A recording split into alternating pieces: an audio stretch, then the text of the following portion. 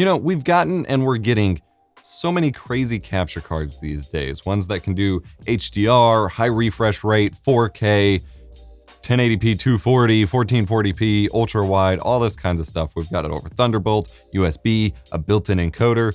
The capture card companies are doing some pretty cool stuff, but there's one area that innovation hasn't really happened in, and I would like to see that improve. And in fact, this is inspired by a lot of comments I get from you in my videos about the pricing and the overall, releases for normal people for capture cards, and I wanted to talk about that today.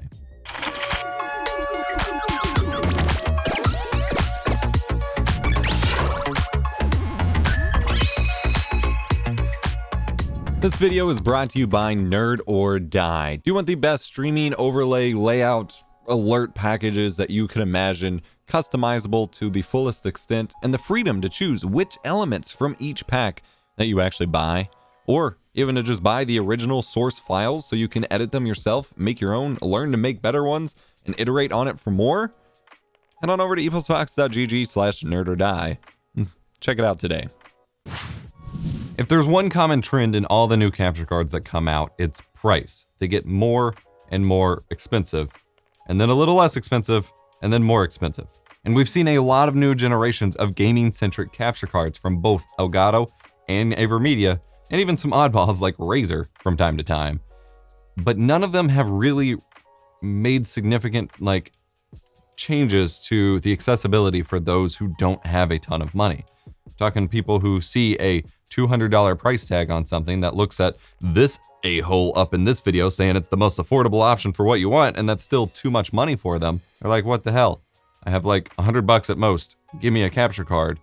And it becomes hard to recommend one for that price. At many points in time, I'm just like, you should save up because the ones you're getting for that price aren't great. There is actually a pretty big market of, I'm not gonna say knockoff, but generic branded, Chinese clone capture cards on the market, both on Amazon, eBay, AliExpress, in a lot of places. I've reviewed a couple and I'm hoping to review more as time goes on. It's just hard to justify that since most people don't actually care about this generic one compared to people who care about the big names.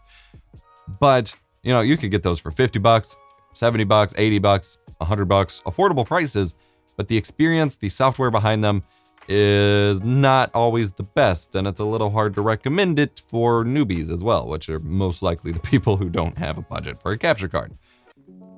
I would kind of like to see AverMedia and Elgato step it up with the more beginner-friendly, cheaper capture cards. And I think it's 100% possible, but I don't think they're doing so because it would kind of sabotage their own product lineup. And that's a little frustrating as, a consumer and a consumer advocate of some sort. I'm thinking that there should be a bare bones basic 1080p 60 FPS capture card available for $100. And we almost have that. The closest options that I'm thinking of are the AverMedia Live Gamer Portable 2 Plus, which is $140. And for what you're getting is a pretty incredible value. You get a capture card that works with PC or standalone recording to a micro SD card. I have a whole review of this linked in the description. And it can pass through 4K 60. It doesn't do HDR or PC, 1440p, anything like that. But if you're just playing a console on a TV, you even have the capability of playing in 4K and recording to 1080p for only $140, and you don't even need a PC to record to. Pretty cool, but that's still $140. Instead of getting more features, there's nothing coming out that just has the same features for cheaper. Elgato has their Camlink, or their Camlink 4K is the current model, for $125-ish I'm seeing on Amazon right now. And that does 1080p 60 and 4K 30, and is mainly targeted for cameras, but it is a full-featured capture card in that you could use it with a console. It just doesn't have HDMI pass-through, so to actually play it on your TV, because you don't really want to play from the pass-through, especially in OBS, you would need an HDMI splitter, which is, for 1080p, at least $15 or $20, which bumps you up to about $140. The older HD60S from Elgato, not the S Plus, the older HD60S is still selling for like $150 to $180, despite the fact that they have other capture cards coming out that are the revised versions that have significantly more specs behind them. I feel like with the Camlink being the price that it is, they should be able to take the HD60S model at this point, make it cheaper, and make it the bare bones entry level capture card. And I don't feel like personally Elgato's doing a whole lot to have the entry level card available for people who want something more affordable. They have the HD60S Plus in that you know, if you don't want all the bells and whistles, you have this available. And by being a UVC device, it even works in Linux and Mac significantly better, which is pretty cool, but it's still an expensive card for the people who are looking at this and saying, hey, that's out of my budget.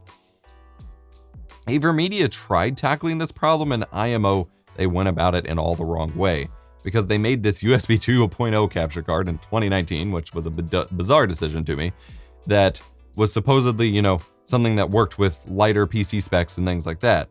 But then it was still nearly $200. And for that price point, you could get a much better capture card and just use it. And for most people's computers that are trying to stream, that's probably fine. Now, there is some market that has really crappy computers that wants to be able to stream that the Live Camera Mini could kind of fill, but in terms of like accessibility, price-wise, it didn't work out for me.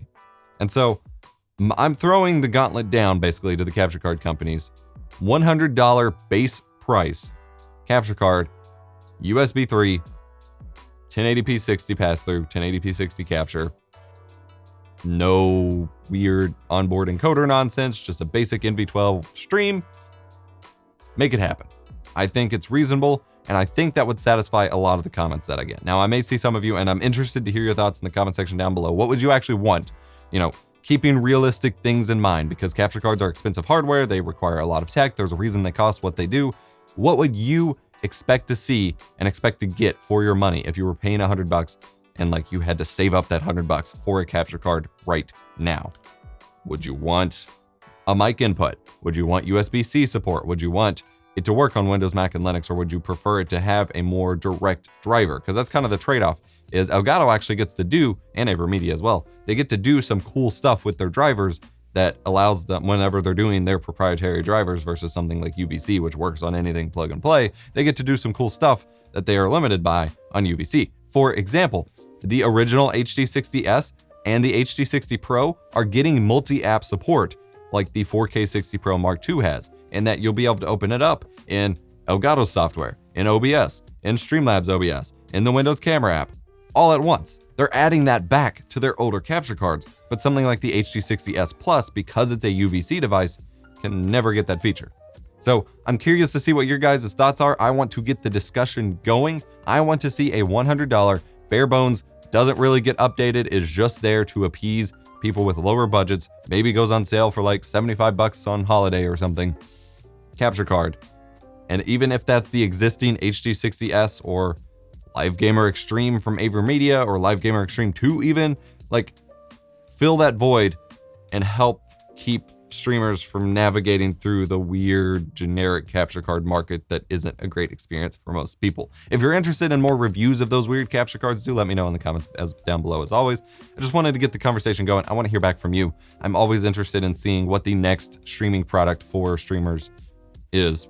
Streaming product for streamers, that's redundant, whatever. You know, I'm always interested in trying to conceptualize what the solution to a problem is. And so I want to see what would best fit your needs, since this is inspired by your needs here. So let me know, hit the like button if you enjoyed, subscribe for more stream guides. I'm EposVox, your stream professor. I'll see you next time.